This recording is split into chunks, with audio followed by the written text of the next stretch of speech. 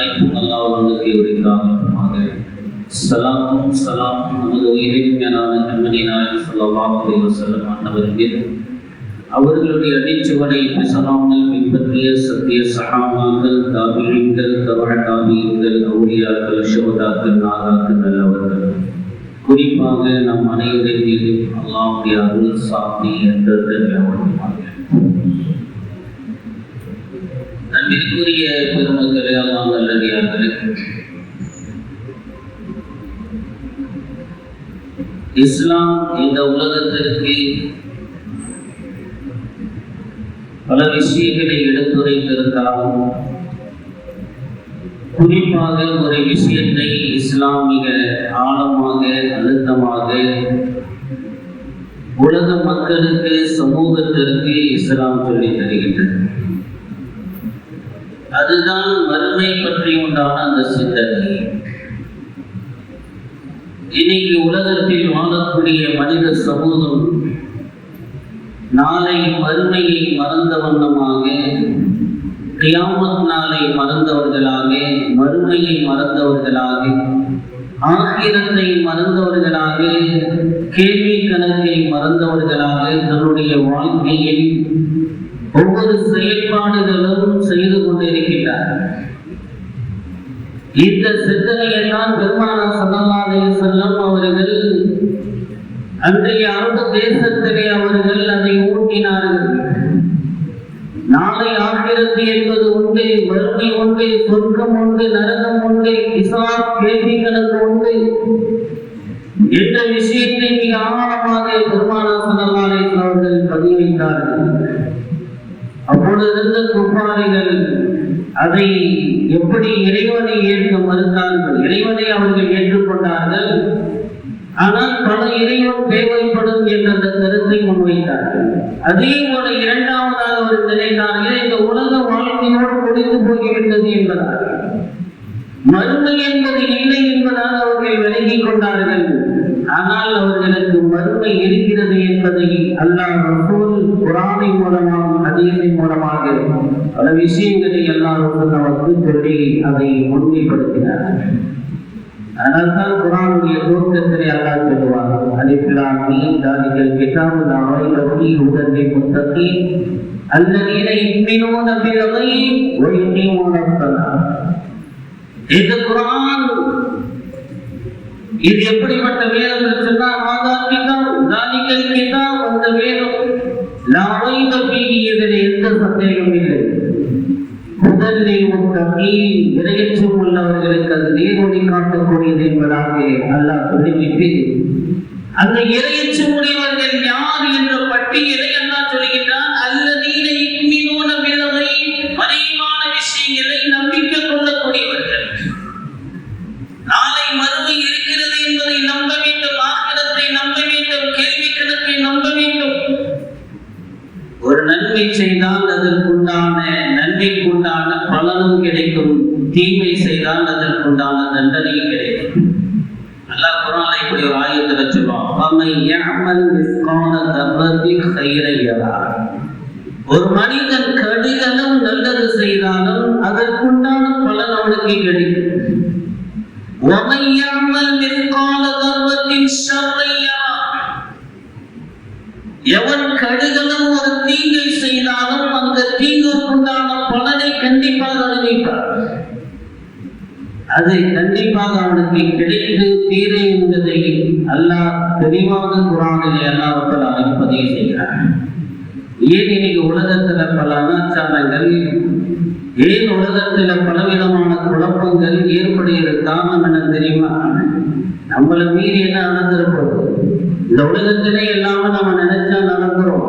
இந்த உலகத்திலே இந்த உலக வாழ்க்கை தான் எல்லாம், நான் நினைக்கிறதெல்லாம் நடத்தி விடலாம் என்ற அந்த சிந்தனை அல்லாஹ்வை விட்டு நம்மளை தூரம் வைக்கிறது. அந்த சிந்தனை மறுமையை விட்டு நம்மளை தூரம் வைக்கிறது. எப்போ அந்த மறுமையை விட்டும் அல்லாஹ்வை விட்டு நம்மளை இந்த சிந்தனைகள் தூரமாக்கி விடுகின்றதோ, பாவங்கள் பழிந்து போவதற்கு, அனாச்சாரங்கள் அதிகமாவதற்கு அது காரணமாக அமைந்து வருகிறது. அதனால்தான் எப்படிப்பட்டவர் தெரியுமா? ஆகிரத்தை கொண்டு முழுமையாக உறுதியான நம்பிக்கை சொல்லக்கூடியவர்கள் என்பதாக அல்லாஹ் பதிவு செய்கிறார். ஒரு ஹதீஸிலே பெருமானார் ஸல்லல்லாஹு அலைஹி சொல்வார்கள், இதற்கு ஒரு உதாரணம் சொல்லி காட்டிலும் பெருமக்கள் சொல்லுவார்கள், ஆகிரத்திற்கு ஒரு உதாரணம் பூமியிலிருந்து வானம்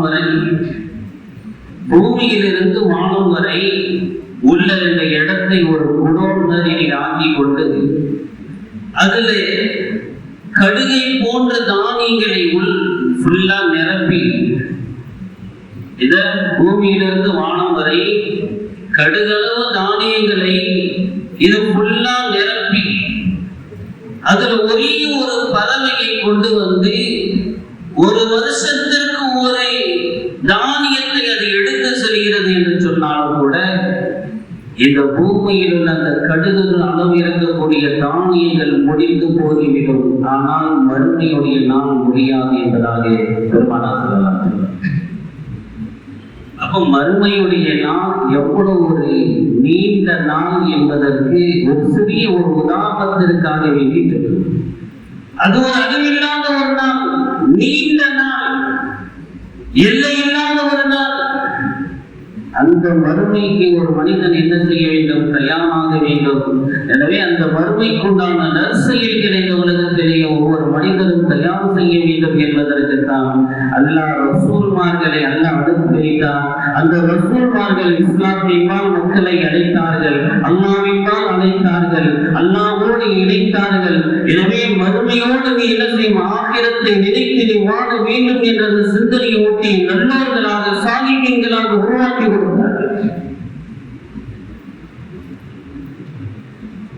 எனவே அல்லாஹ் சுப்ஹானஹு வ தஆலா அதே நேரத்தில் யார் மறுமையை மறுக்கின்றார்களோ, மறந்து வாழ்கின்றார்களோ, அதில் ஏதாவது ஒரு பாவத்தை நாம் செய்துவிட்டால் என்ன செய்வது என்ற பயம் உணர்வுகள் நமக்கு ஏற்படவில்லை.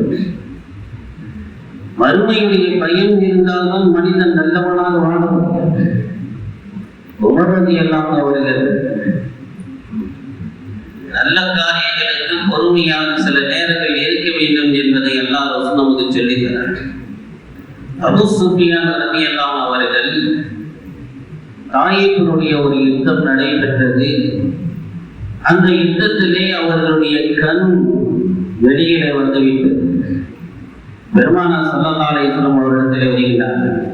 இதற்கு முன்னாடி பல சம்பவங்கள் நடந்திருக்கிறது. ஒரு சஹாபி கண்ணு அப்படியே வெளியில வந்து எடுத்து வந்து பெருமானார் சொல்றாரு, ரசூலுல்லாஹ் அப்படியே என்ன செய்யறாங்க? உள்ள வச்சு உமிழ் நீரை வச்சு ஒட்டி விடுறாங்க, ஒட்டிக்கிச்சு. அபூ சுஃபியான் அங்கே வருகின்றார், கண் வெளியில வந்து விட்டது. பெருமானார் ஸல்லல்லாஹு அலைஹி வஸல்லம் முறையிடுகின்றார். யுத்தத்தில் நடந்த நிகழ்வு. பெருமானார் ஸல்லல்லாஹு அலைஹி வஸல்லம் அவர்கள் சொன்னார்கள், அபூ சுஃபியானே, உனக்கு இந்த உலகத்தில் கண் வேண்டுமா? அதற்கு பகரமாக சொர்க்கத்தை நான் உனக்கு வாங்கி தருகிறேன், சொர்க்கம் வேண்டுமா என்று கேட்டார்கள். அபூ சுஃபியான் ரலியல்லாஹு அவர்கள் சொன்னார்கள், யா ரசூலல்லாஹ், லா தை லா ஐனி லி. யா ரசூலல்லாஹ், எனக்கு கண்ணு வேண்டாம், தூக்கி போட்டாங்க, எனக்கு சொர்க்கம் கிடைத்தால் போதும், எனக்கு சொர்க்கம் கிடைத்தால் போதும், கண் வேண்டாம் என்பதா. எனவே சொர்க்கத்தை ஆசை வைத்தார்கள், மறுமையின் ஆசை வைத்தார்கள் சஹாபாக்கள் பெருமக்கள்.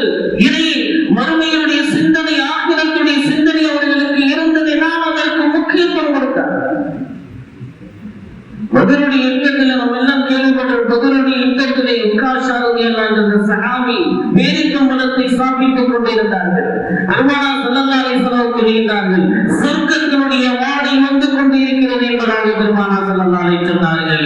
உடனே கையில் இருந்த பேரிக்கம் பையை தூக்கி வீசிவிட்டு உள்ளே சென்றார்கள். உக்காஷா ரலியல்லாஹு அவர்கள் அங்கே உள்ளே போனார்கள், ஷஹீதாகி விட்டார்கள். அன்பிற்குரிய பெருமக்களே, சொர்க்கம் என்று சொல்லப்பட்டால் உலகத்தை தூக்கி போட்டு போயிட்டார்கள். ஏன்னு சொன்னா அவரிடத்துல மறுமையில்தான் உயர்தரமாக இருந்தது, உன்னதனமாக இருந்தது. துன்யாவுடைய சிந்தனை அல்ல, இந்த உலக வாழ்க்கை என்பதல்ல, இது நிரந்தரம் அல்ல என்பதை விளங்கிக் கொண்டார்களோ.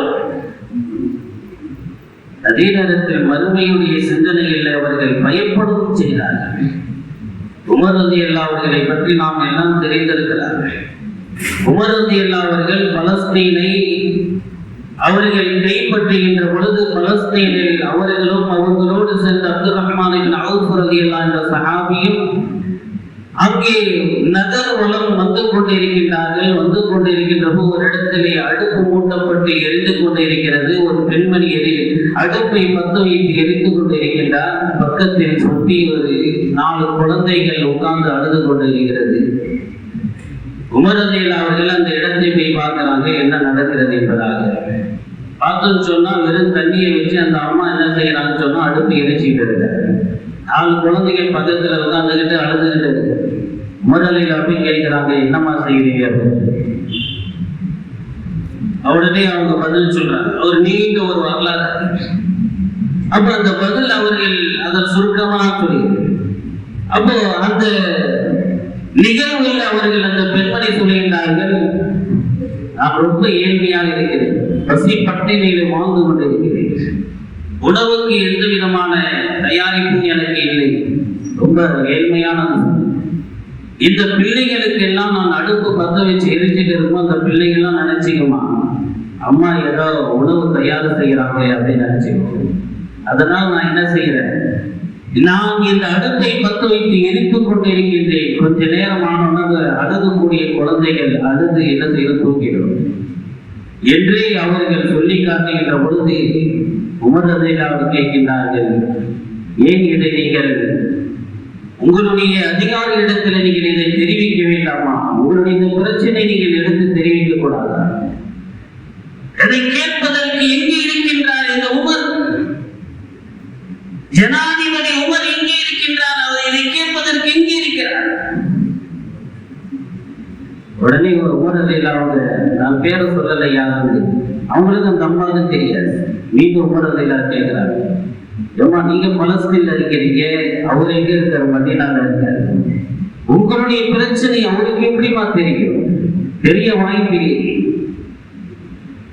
அது பெண்மணி சொன்னார்கள், இந்த நாட்டில் 22 லட்சம் அளவிற்கு பரப்பளத்தை ஆட்சி செய்யக்கூடிய இந்த உமருக்கு தெரிந்திருக்க கூடாதா இந்த சமூகத்தில் இப்படி ஒரு பெண் கஷ்டப்படுகின்றார் என்பதை உமருக்கு தெரிந்திருக்க வேண்டும். ஆட்சியாளராக இருக்கக்கூடிய உமருக்கு இது தெரியாமல் அவர் ஆட்சியில் இருந்தால் நாளை மறுமையில் நான் உமரிடத்திலே நான் பிடிப்பேன் என்பதாக சொல்லி காட்டுகின்ற பொழுது பயந்தார்கள். உமர் ரலியல்லாஹு அவர்கள் பயந்து ஓடினார்கள். தெரியுமா என்று சொல்லி சென்றார்கள்.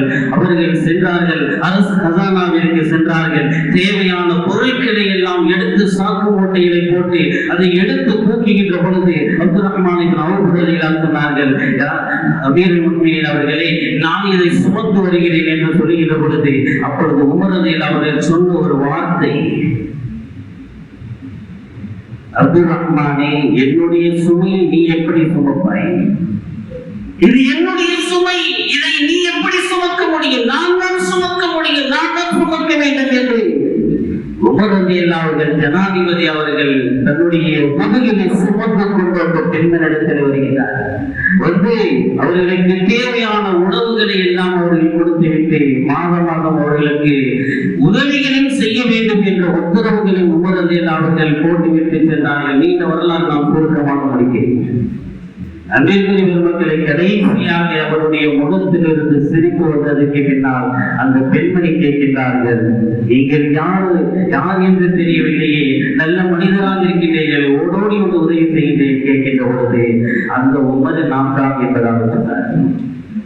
அப்போ என்னை நீங்கள் மறுமையை பிடிக்கக் கூடாது அல்லவா, நாம் அதை சுமந்து கொண்டு வந்தேன் என்பதாக சொல்லுகின்ற பொழுது அந்த பெண்மணி அழுக சொன்னார்கள், அல்லாஹ் உங்களுக்கு ரஹ்மத் செய்யட்டும், நீங்கள் எந்த குறையும் வைக்கவில்லை. உமர் ரலியல்லாஹு அவர்கள் பயந்தார்கள், மறுமையில் எனக்கு பிடிக்கப்படுமா என்பதாக. இப்படி சொல்லுவார்கள், ஈராக்கில் ஒரு நதியிலே செத்து கிடக்கக்கூடிய ஒரு கழுதை செத்து கிடந்தாலும் அதற்கு நாம் பொறுப்பாகி விடுவோம் என்று பயந்தார்கள் உமர் ரலியல்லாஹு அவர்கள். மறுமையினுடைய சிந்தனை இருக்கிறவர்கள்தான் உலகத்திலே நல்லவர்களாக வாழ்வதற்குண்டான, பயந்து வாழ்வதற்குண்டான, இறைச்சத்தோடு வாழ்வதற்குண்டான வாய்ப்புகள் அவர்களுக்கு கிடைக்கும். மறுமையுடைய சிந்தனை இல்லை, ஆகிரத்துடைய சிந்தனை இல்லை என்று சொன்னால் இறைச்சம் என்பது கிடைக்காது என்பதை இந்த வேதம் இறைச்சி உள்ளவர்களுக்கு வழிகாட்டுகிறது என்று சொன்னார்கள்.